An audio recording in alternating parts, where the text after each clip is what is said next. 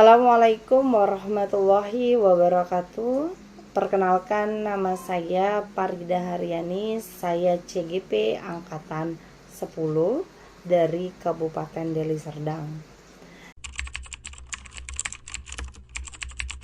Setelah saya mempelajari tentang modul 1.1, yaitu filosofis pemikiran Ki Hajar Dewantara, saya memperoleh kesimpulan yaitu konsep utama dalam pemikiran Ki Hajar Dewantara meliputi 1. Ingarso Sungtolodo, di depan memberi contoh.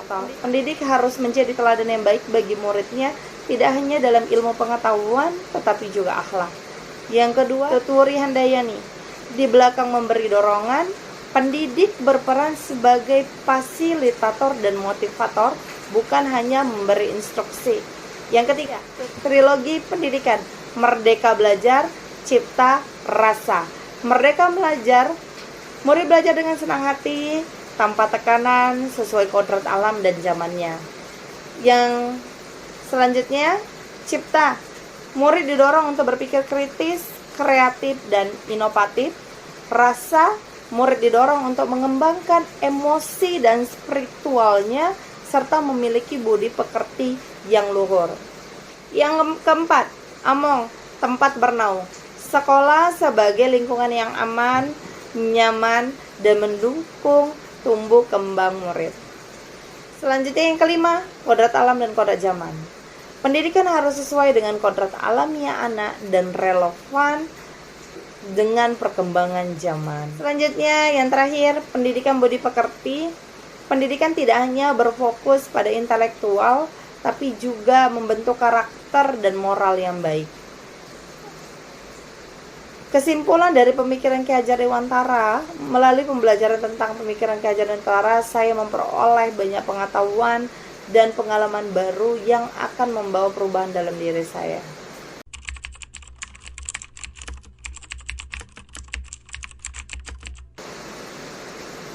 Sebelum saya mempelajari modul 1.1 tentang filosofis pendidikan nasional Ki Hajar Dewantara, saya percaya murid itu sebagai objek.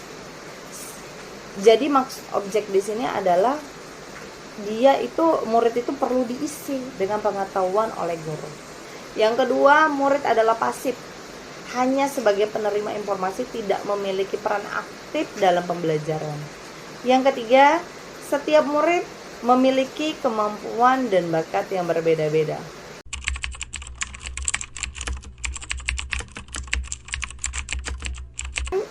Yang saya lakukan sebelum saya mempelajari modul 1.1 yaitu, selama ini mungkin saya terlalu fokus pada penyampaian materi. Saya hanya memikirkan bagaimana anak tersebut bisa mengerti dan paham tanpa mengikuti proses penyampaian kepada mereka. Yang kedua, keputusan dan tindakan saya kurang mempedulikan kemajuan dan kebahagiaan belajar para murid. Saya hanya menginginkan apa yang saya kehendaki.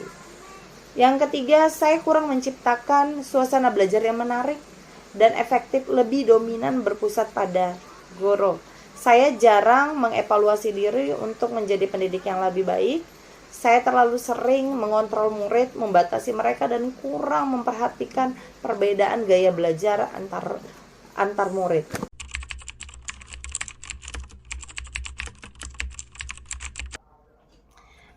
Yang akan segera saya terapkan setelah mempelajari modul 1.1 yaitu, saya akan terus belajar dan mengevaluasi diri untuk menjadi pendidik yang lebih baik sesuai dengan pemikiran Ki Hajar Dewantara, untuk menjadi pendidik yang lebih reflektif.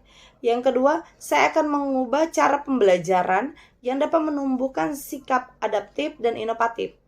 Saya akan mulai terbuka pada perubahan dan terus mencari cara untuk menciptakan suasana belajar yang menarik dan efektif. Yang ketiga, saya mulai menerapkan metode-metode pembelajaran yang berpusat pada murid.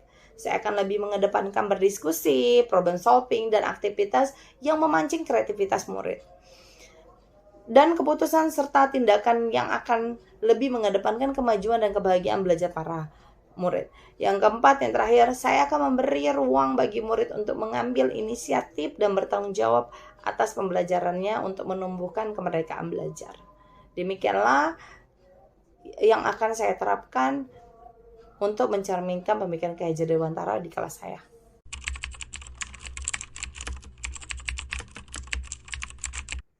Saya akan menceritakan kembali proses pembelajaran dan suasana kelas yang telah saya lakukan yang mencerminkan pemikiran Ki Hajar Dewantara secara konkret sesuai dengan konteks sosial budaya di kelas saya. Saya mengajar di kelas 5, yang saya ajarkan saat itu pelajaran IPAS tentang sifat-sifat cahaya. Seperti biasa, sebelum melakukan pembelajaran saya mengingatkan kembali kesepakatan kelas yang sudah disetujui, dilanjutkan melakukan kegiatan apersepsi. Kegiatan literasi juga sampai 5-10 menit. Setelah itu saya mengulang pembelajaran sebelumnya yang berkaitan dengan cahaya. Sebelumnya itu pembelajaran yang sudah dilakukan adalah penjelasan tentang pengertian cahaya. Selanjutnya, setelah saya mengulang pembelajaran sebelumnya, saya melakukan pertanyaan pematik kepada anak-anak yang berkaitan dengan materi seperti contohnya ini, dari mana datangnya cahaya yang menerangi ruanganmu saat siang hari. Itu akan diperoleh banyak 1-5 orang jawaban yang berbeda.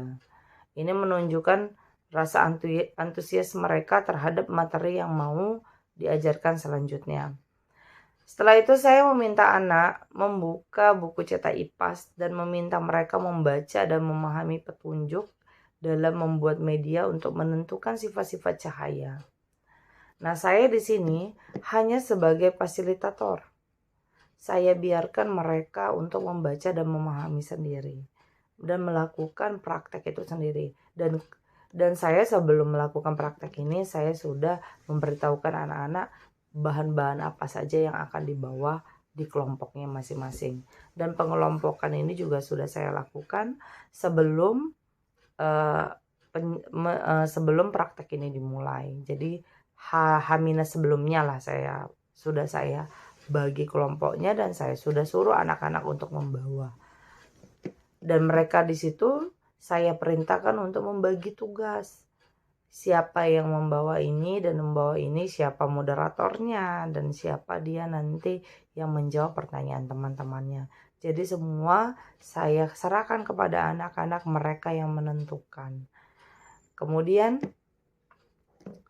saya memberikan mereka ruang di saat mereka melaksanakan kegiatan praktek ini. Saya memberikan ruang untuk mereka merangkai benda-benda tersebut sesuai dengan instruksi yang ada atau petunjuk dari buku itu.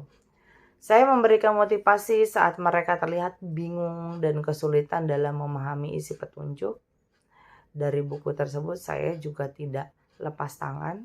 Saya arahkan bagaimana mereka bisa lebih dekat lagi instruksinya itu agar tidak jangan sampai mereka itu jadi kebingungan, mereka tidak mau melakukan hal itu. Jadi saya mencegah hal itu, saya lebih mengarahkan mereka. Seperti saya coba ini kemari, saya pancing gitu agar mereka lebih paham kemana kemana arahnya untuk membuat media tersebut. Saya mulai membantu mereka dan memahami instruksi dari buku.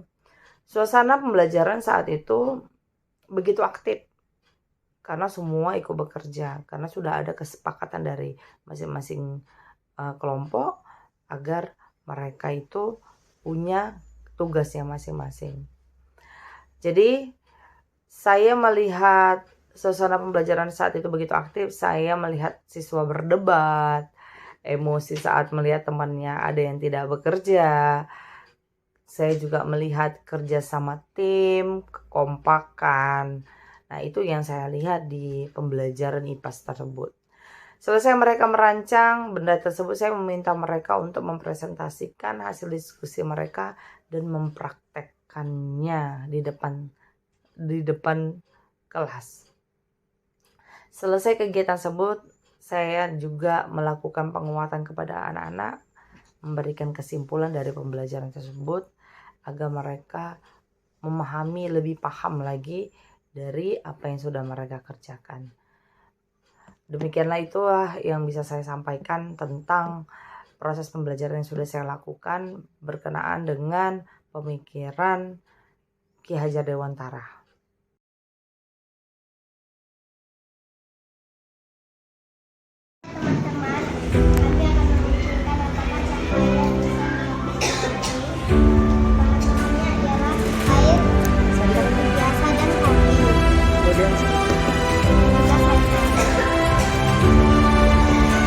Helia, apakah dia menembus di kopi? Apakah dia menembus di kopi, Nak? Tidak. Nah, nampak kan?